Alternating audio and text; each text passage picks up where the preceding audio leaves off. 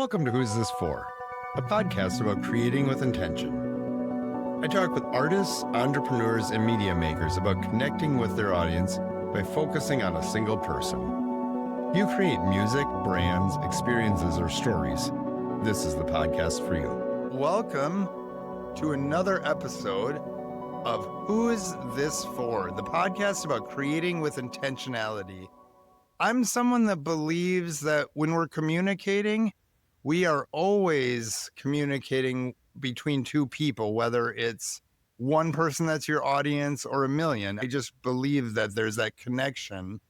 I know that sometimes we're sending heartfelt, honest messages, and sometimes we're sending cliched advertisements, but there's still a connection between two people, no matter what the message is. And I have someone who I've been watching for years, learning a lot from, really appreciating on the show today to talk to me about those ideas and more. And that's Jim McGuinn. How's it going today, Jim? It's going great. Thanks, Scott. Thanks for having me on. Thank you so much for being on this show. And we start the show with a little CV portion every episode. Can you give the listener out there a little bit of your background, what you've done here creating in the world? Sure. Yeah, no problem. I am the acting program director and one of the hosts at WXPN, which is a non-commercial public radio station, a music-centric non-commercial public radio station here in Philadelphia. I've been here for about 3 years, and you go back before that, and most of my career is in radio. I worked in the Twin Cities, which is where we first met when I was at The Current for many years in a similar role as a programmer and a host. And before that, other radio jobs, including commercial radio in Philadelphia and Rhode Island and St. Louis and Vermont. And all along the way, I've also dabbled on the side as a musician, playing in bands, writing songs, doing a lot of recording as well, more as a hobbyist, but it's definitely when you talk about creativity and where you want to have intentionality, that's one of those places. And I really fell in love with the music bug when I was a kid. And I remember seeing the Beatles movies and the Monkees and all that kind of stuff. And it kind of inspired me to want to do something with music. I was an intern for record labels when I was in college. I thought I was going to head down that path, but then actually I think it was the communication angle of broadcasting and radio and that community connection building that flipped me from more of a music industry type career to one that I've been in radio majority of my career. That's amazing. And there's so many things I want to talk to you about that, like definitely about choosing the programming. But first I want to ask you this, and this is something I kind of was thinking about radio before I came in. When you're on air, do you view that persona that because you go as Jim McGuinn, You don't have a fancy handle like Jimmy Eagle or something, but it is actually slightly fancy because my real name is Sluceric, and my first job out of college, my first boss said, "That's too ethnic and weird. You need a name." And I didn't want to have, John St. John or whatever, right? So, I don't know, Boogie and the Cheeseburger or whatever. So somehow I thought McGuinn sounded both believable and easy to remember. And I'm a huge fan of the Byrds too. So it's actually, I have spent almost 40 years with, I guess that's a persona. I mean, it's a name that most people know me as, except the bank and my family, I guess. Yeah, until this exact moment, I just thought you had a non-hyphenated last name. No. Because I know on Facebook you have both the last names. Yeah. No, the Gwyn came from needing to get something that would work in radio. But I think where you're going with the question is actually like, is it me when I'm on the air, or are we ourselves, right? Yeah. And I think, yes, we are ourselves, but to do radio, I think to do our radio authentically and to make that connection happen authentically, you have to be yourself. But the caveat is that you're also trying to be very natural in a way that is sometimes kind of pre-planned, and sometimes, it's like telling a story at a party. You don't want to just ramble on endlessly. You want to be able to deliver the punchline, right? And I think radio is a version of that. It's our true selves. It's very authentic, but it's an authenticness that is a little bit manipulated because you know that you've got, 40 seconds to get to the point and get in and get out or whatever. But I do think that there's times like that in life too.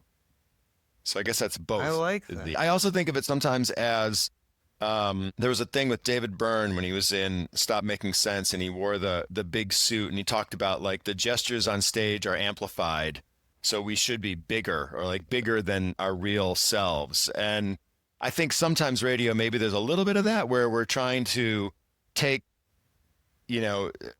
accentuate it. Like instead of compressing the emotions into a narrower range, it's almost like the opposite. Like you're trying to actually show a little bit more inflection or more emotion, but still within your true naturalness. I don't want to be artificially overexcited about some record if I'm not actually overexcited about it, But if I am excited about a record, I'm going to tell you I'm excited about the record. And I think that's how I navigate it, It's interesting to me because it feels like you just described, like, in a very sober way, the idea of being drunk, that everything is bigger.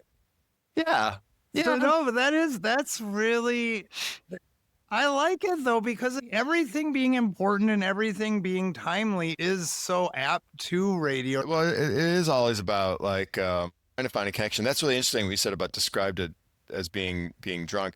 Sometimes with it, people that play in bands, they have this thing where it's like, should you drink a beer before you go on stage?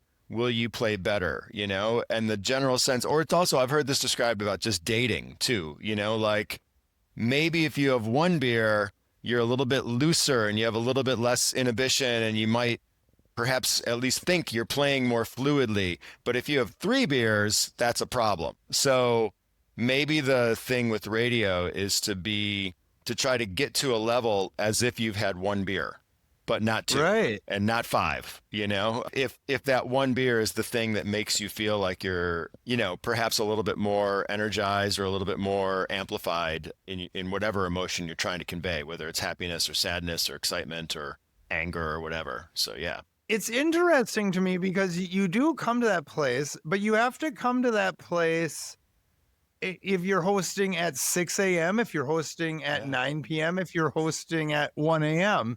How do you do that part? Because that's definitely different than our circadian rhythms would have us. Yeah, well, and that's interesting because I roll right now. I'm the acting program director, but I don't have a permanent air shift, so I fill in everywhere. So I end up being kind of like, the basketball term would be like the 6th man, like the first person off the bench. So sometimes I'm doing a morning show, sometimes I'm doing the news or the host, sometimes I'm middle of the day, sometimes I'm on at night. I mean, it's probably caffeine. I mean, it's actually, we were just talking about being drunk, but it's actually like caffeine that probably gets me to that place that I need to get to, if it's not a time that I'm normally at full sharpness. So like, meaning the morning show primarily, but Right. But really how I get to where you need to be, I think, for an audience is I try to think of where the audience is, So if it's 6:15, I've gotten up an hour and a half earlier, but they're doing what I would have been doing that hour and a half earlier. So I'm thinking like, it's 6:15. You haven't seen the news. You haven't, this is all fresh information to you if we're delivering it, let's say news or sports or weather or something like that. And throughout the morning, my persona or the perspective might change a little bit because, okay, if it's 9 a.m., people have probably been up already. They probably have a little bit of this information, so it's delivered slightly differently, and definitely throughout the day, what's needed or what you think might work changes as you try to react to where you kind of expect the listener to be. Like 6 o'clock at night, you might stretch out a little bit more. People might be home cooking dinner. They might be in their car. You might change the kind of things you're saying a little bit than say early in the morning. And then if it's late at night, that's when I try to put myself into, if I'm listening to the radio at 1 in the morning, what is funny to me, what is interesting to me. I might be more locked in if I am listening, and allow a little more liberty for a host to get a little more esoteric, I guess, in their breaks. Yeah. And sometimes if I'm on late at night, I'll be thinking of that, and I will kind of put myself in that position of thinking like, you're not going to be like all hyped up at 1 a.m, right? So instead you're going to be like thoughtful. Maybe it's time for, little deep thoughts, going a little bit off the rails because because it's 1 a.m. And I also feel like that's the moment where you can experiment with less to lose. You can experiment, you can kind of throw your more creative parts of your brain into what you're saying or into the breaks that you're shaping or the music you're programming, and just try to see if people go along with you. And sometimes they do, but even if they don't, it's probably a less impactful spot than if it's the middle of the day when you might want to be more focused and more like in and out. Oh, yeah. Yeah. One thing I've always loved about the indie radio genre specifically is you can also tailor the music to that a little bit. Oh, You yeah. can throw in that weird metal at midnight because might want them to be awake while they're driving home. Sure. And you can play that lilty country in the morning, or at least that's what I like to do Yeah. anyway. Yeah. And actually, that leads me into my next question. And it's about you as the programming director. That's very much a role where you're connecting with the audience. Well, I guess in general, before we go into just the obvious taste things, what sorts of decisions go through your mind as you're deciding what goes out to your listener? No, that's a great question, Scott. I think, every radio station trying to attract an audience, right? And usually you're trying to have a narrower audience than just anyone. There's some sort of narrowing that's either a demographic or a psychographic characteristic. And by psychographic, I mean, maybe musical taste, So you say, we're going to be a country radio station or a rock radio station or whatever. It's very hard to do all of the above because people get a little freaked out and they want to go to something more focused in general. So you start with that premise, right? And then to me, it's all about thinking about the audience and what is the expectations that we've created through this radio station, through the repetition of time and being on the radio for a period of time. What do listeners come to us for, and how do I deliver it? And so if you're top 40, it's the biggest hits of the moment. So whatever those hot songs are, you better be delivering, and pretty quickly. And that's why the rotations on top 40 stations are so fast, where they play songs, every hour and a half. It's the same song over again, every 18 songs or whatever. That's because that if somebody tunes in, they want to hear the hottest songs, and they expect to hear the hottest songs, and they have less of a concern about repetition. So the kind of radio that I've specialized in for the majority of my career has been a wider, more esoteric kind of a mix. I would call it not lowest common denominator, but maybe a highest common denominator for rock fans. So if you're somebody inclined towards rock music, but you are a fan of a lot of the more critically acclaimed music, you're somebody who's really vested in absorbing both new music and old, and have a curiosity for the music, not just want to be delivered the same thing over and over again like a classic rock station might do, but you want to have a variety and a mixture of old and new.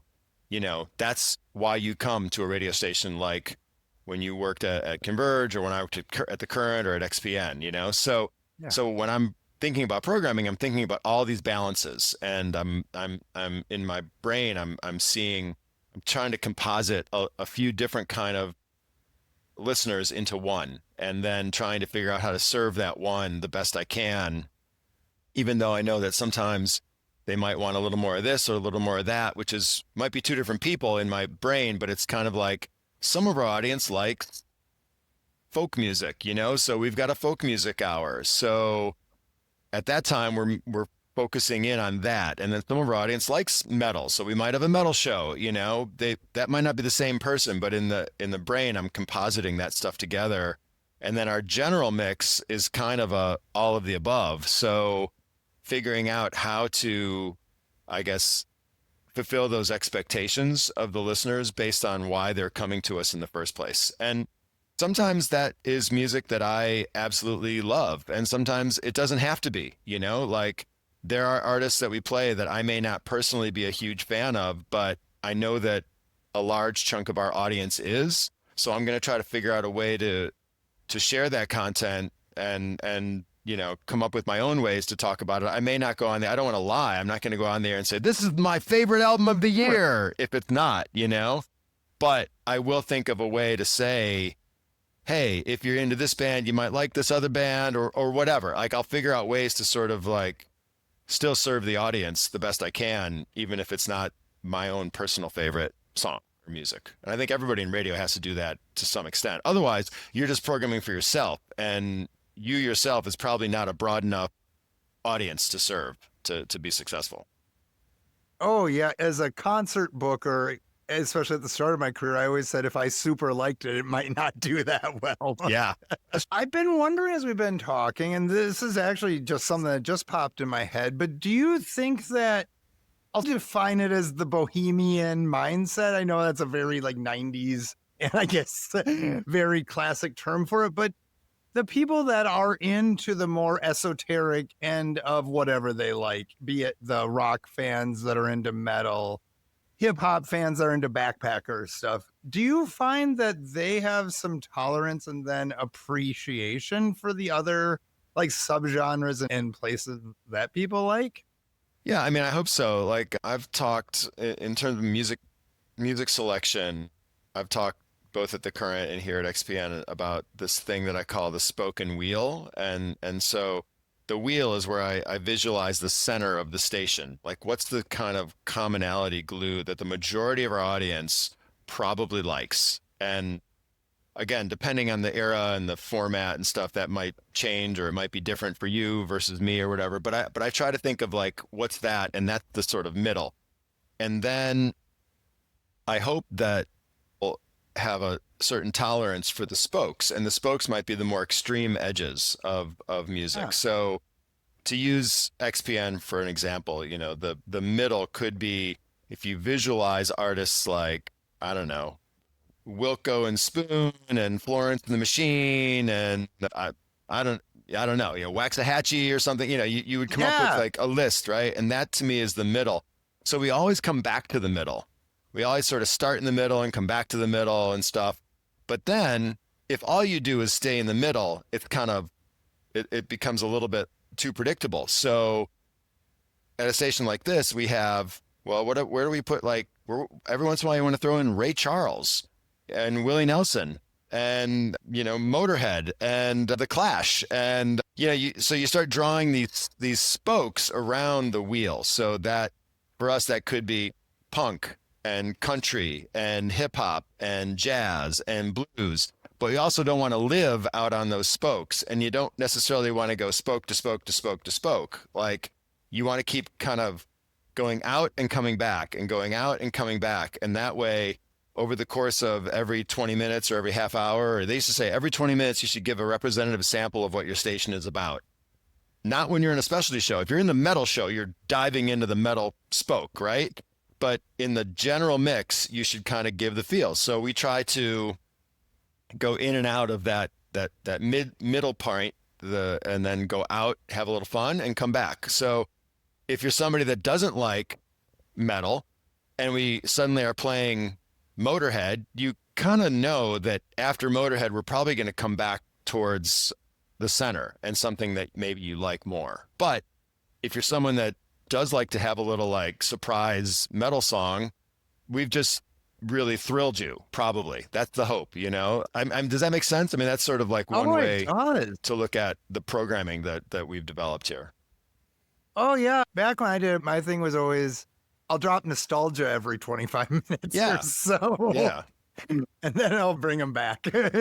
Yeah, totally. Yeah. Every station is set up a little differently. Like if your audience is used to you playing 3/4 of the music is new and 1/4 is older or library or nostalgia, then that's what they're used to. And that's kind of what they come to and expect. And if they love you, that's what they want, and for us, maybe that's more like 50-50 on the library versus new music, whatever, everybody's a little bit different, and you're just kind of, I think, building expectations for your brand and then fulfilling them. And fortunately, the kind of radio that you've done and I've done, part of that fulfilling means to surprise and delight. And that means that we're not playing the same stuff that you get at the classic rock station day after day after day. We are intentionally trying to like open the doors a little bit wider because we have an audience that wants that. Oh yeah. Quick aside with classic rock, I've never understood that format. Yeah. Because I understand the idea of the hottest hits of now for pop radio. Yeah. But for classic, I have all these records sitting here, and I got a bunch over here. I have a 500-600 classic rock of the classic, and there's 15 songs per. I've never understood the formatting of classic rock. That's not to knock it. I just don't know how that one works. Well, I think there you're talking about an audience that they have a tolerance for hearing the same songs over and over again for 40 years, you know, and that those songs are bona fide classics. You know, I was in Nashville last week at the Americana Fest, and the highlight was the awards ceremony where John Fogerty got up and did a bunch of CCR songs, and everybody lost their minds. You know, those are great songs, and we've heard them a squillion times, but there was something really magical about being in the moment with the guy that actually wrote them, was playing them live, that made it next level. And that commonality really worked. But yeah, as a radio person, communicator, I don't know what to say the 14th time I've introed Proud Mary this month. You know, that's where it's hard, I think. So I want to ask you as a musician, how does what you know as a radio programmer influence you as a musician? Oh, that's a really, really good. Nobody's ever asked me that before, I don't think, but it probably is something I need to try to forget, because you start to learn too much about like the formulas. And I think anytime you insert too much formula into a creative endeavor like music making, that could be problematic. So, but it also is informative, you know? So knowing that songs often work, observationally knowing that songs often work if there's a chorus before you're a minute in or whatever, that might make me, if I'm writing a song, think like, oh, I should probably get to the chorus by now, you know, or whatever. But otherwise I try to keep it separate. And, you know, playing in a band is like something for fun. So I'm not doing it with an expectation that these songs are going to be radio hits or something like that. So probably the bigger thing is just being someone who's been versed in so much rock and roll over the years, is that it's probably easy for me to dip into a bit of homage when I perform music, you know, to be like, oh, I'm going to play this riff on this song, which is a little bit reminiscent of this song that the Kinks did in 1969 or whatever, you know, and that's just like a musicologist's thing. And when musicologists have bands, they're often perhaps derivative, or they're inserting Easter eggs for fun or whatever. And I'm probably guilty of that, you know, of not being as innovative as it could be because I have so much of that music in my brain. You know, one of the oldest verses in the Bible is there's no new ideas under the suns. Yeah. Yeah. You know, and something, you know, if you can reconfigure those ideas in a good way and do it with like passion and love, I think it's all right, you know, to do that. I love that. Now, this next question might be about the antithesis of passion and love, depending on what people ask. It's what I'm calling the dirty little secrets segment of this. Okay. I'm asking people how they're using AI in their process. Have you been using a little of the AI at all? The most that I've used, I'm pretty Luddite when it comes to AI. I haven't used it much. The most I've used it for professionally is to help edit writing. So I can get pretty verbose when I write. And sometimes if I will take something creative and feed it into an AI and say, edit this down for me, I will sometimes be impressed by the results of editing down. So let's say you're writing a promo copy for radio and you write 90 seconds worth of talking and you need to get it down to 30. It'll be interesting to see what AI thinks is the things that should be salient and keep, you know? And I have found that as long as you take that and then make sure you've got your own human twist on it, it might help you as a creative tool to take, what it thinks is effective promo copy, for example, in this case, like, or a press release or something like that, to take that, and it sometimes can help you refine and put a twist on something, as long as you make sure you're, not, AI also can make things up.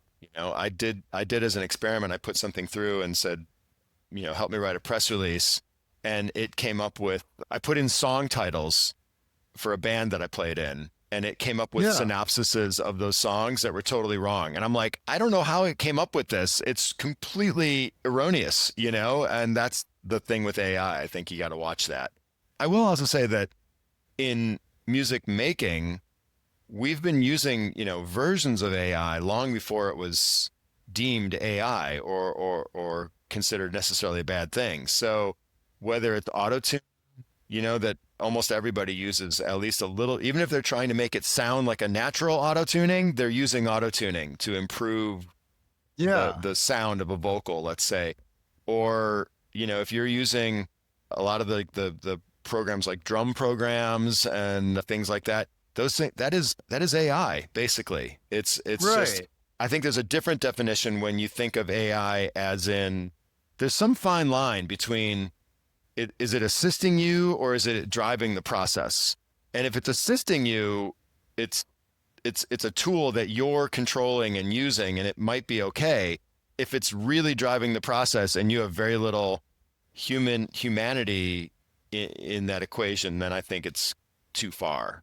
And where that line is really, probably shifting, and it will probably be something that we'll all be watching in the years to come, I would imagine. Oh, yeah. You hit something really that I've been thinking about only mildly, but hit home, that a lot of what we've been doing in Adobe over the years is probably AI. We just called it noise reduction or processing or background removal. It is all I mean, AI. Background removal is totally AI. That is artificial intelligence. You're not doing the removal, a tool is.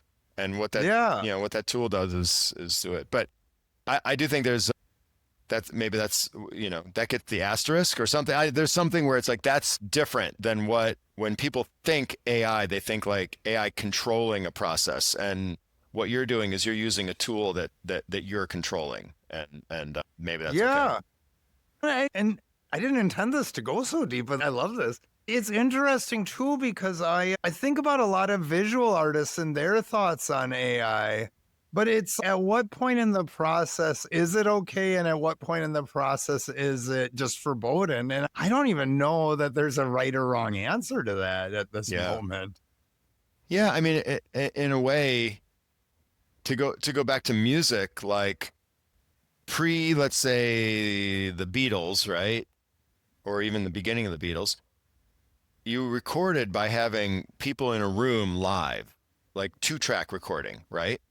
In a way, the advent of multi-track in the mid 1960s was the beginning of using a tool instead of the music making, So suddenly, I don't have to be live. I don't have to sing and play at the same time. I can do this, or I can treat this track differently than the other tracks because we're not all recording in a shared space together. Like it used to be, recording was capturing a live performance, really, whether you were in a studio or a stage or whatever. Right. And then suddenly it became like, well, I'm doing this other thing on this other track. And first it was the 4-track, and then suddenly you get to Sgt. Pepper and it's 8 tracks, but there are even more than 8 tracks going on with that, because they're bouncing and adding more, tracks with reduction elements. And it's a super creative. So is that just somebody creative using a tool? Or is that AI in a way, is that manipulating the process of what originally was, and suddenly the Beatles couldn't even play live because they couldn't do that with 4 people. Like they couldn't replicate what was on those records. So on the one hand, they were advancing the medium forward with all this infinite possibility. On the other hand, they were artificially doing something that was that couldn't be backed up in a live setting. So we've just come, and 50 years, 60 years almost past that, even we're just continuing on that journey. Yeah. And in my opinion, it's interesting that sonically everything has either stayed the same or returned to where that was 50 Yeah. years ago. Yeah, and I mentioned I was at the Americana Fest, and Jack White was one of the keynote speakers, and at some point the conversation headed towards this kind of thing about recording, and it's a familiar line which came out, which was about like how many of the records of the past that have, even Beatles records, even Led Zeppelin records, whatever, have mistakes. They have little like thing that they're not perfect. There's little flaws, and partially because of the technology, like you couldn't really go back and fix that thing, right? And now it's almost like everything is fixed to the point where it becomes a little homogenized. And so you would never do it's crazy. Like if you, particularly in something like commercial country music, you would never record the way Led Zeppelin did, like Right. it's so sloppy. But like, guess what? I'd rather listen to Led Zeppelin than anything that's on, contemporary country music today, even though the instrumentation is kind of the same. It's so different, Yeah. right? Yeah, that is interesting. And man, there is the loss of analog. Gosh, Yeah. So, and anyway, the point Jack made was just that like some of those that humans are not perfect. I think he said humans are not perfect, and so recordings should not be perfect. So it's totally fine. You don't want a clunker in there, but it's totally fine to have those idiosyncrasies of a little bit of a mistake, a little bit of humanity that emerges in the music. And I don't think he's the first to say that or think that, but it was interesting to hear it from someone like that, as big of an artist as Jack White is. someone that's spent his whole career thinking about this exact thing. Yeah. Oh, and this is what I'm told is the best question you can ever ask in an interview. Is there anything that you'd like to share before we go? Oh, wow. Gosh, I know. I mean, the It's the state of big one. the state of the world is pretty complex right now, so I don't know if we can even go into those directions. But about creativity, no, I think I think you've asked really good questions on it, and it is interesting. I do feel sometimes I wonder if the human species is alone in terms of this creativity. I don't know that other species have art. I don't know that other species have the freedom that we have through consciousness and through where our brains have developed to be able to do this stuff. So for me, just having the opportunity to quote be creative and particularly to do it as part of my job at radio is a joy for me. And not everyone loves that. Some people want more regimented lives, but mine is so open-ended, and every day is a little different, and every day it includes some level of creativity. So it's like whether it's new ideas and coming up with new ways to do things, or songs to program, or how to talk on the radio more effectively, like I'm constantly in this state of feeling appreciative that element of my brain is utilized. Wow, thank you. That you gave me another thing to be grateful for. As I'm going through my 40s, I've realized that I should be grateful every day, and it's nice to have another thing for that gratitude quiver. I like that. Yeah. Well, thank you for asking these questions. I am grateful to you for asking these questions and getting our brains thinking today in creative directions. So. Well, you're welcome. And now I say thank you for joining us today. And man, I just appreciate you taking the time out of your day to do this. Sure. So thank you. Yeah, it's a busy week here. We've got a 3-day music festival that happens. I don't know when this is going to be heard, but this is like late This September. will be airing tomorrow. Oh, okay. Yeah. So this weekend we have 3 days of music. Like I think it's 26 different performers, and we're broadcasting it all live and streaming it all live at xpn.org. So it's like our Super Bowl this week, Friday, Saturday, Sunday, and about, I don't know, 5,000 or 6,000 people will be on hand, but it'll be great. And to be surrounded by all this music and just help artists connect with audiences, help audiences connect with the artist, and forge a closer, more communal bond. It's really it's a great time to be a part of that. And, public radio is going through a lot of transition and a lot of challenges, but the audience is pull us through. And so you're catching me on a week when I'm actually like heading into what's kind of our Super Bowl, but also kind of Christmas at the same time. Wow. I bet, people say I know what that's, but I have broadcast a few fests in my life Yeah. from cover. Good luck with that. I Thank you. hope everything goes great from your sound between your two soundboards and out to your airwaves. Yeah. That is so awesome. I hope all the artists hit the set times at the right time and everything goes amazing. Yeah. A couple years ago, we had a tropical storm come through and we lost about half of the weekend. And so we had to do a lot of reconfiguring of schedules, and some artists didn't play and some got moved and some did. But even in a downpour, we had, it wasn't thousands, but it was hundreds of people still showed up because they were like, if the show's going on, I'm going to be there. And that was one of the oddest festivals I've ever been a part of, because we knew this storm was coming up the East Coast and we couldn't get out of its way, but we did the best we made, we made lemonade, you know what I mean? And the people that were there and even the artists, it was a super memorable occasion because of that, so you never know. But this weekend, it's going to be, fingers crossed, beautiful weather, and it's going to be great. So we'll see. Yeah. Awesome. Yeah.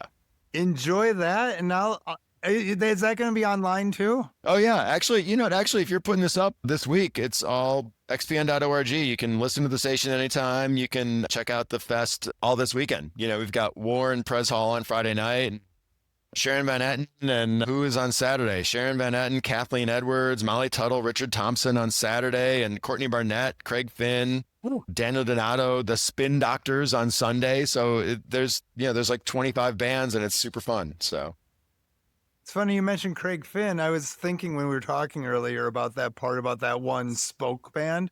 I think the Hold Steady for a lot of indie type things is that wheel that everything spins on. Yeah. So cool.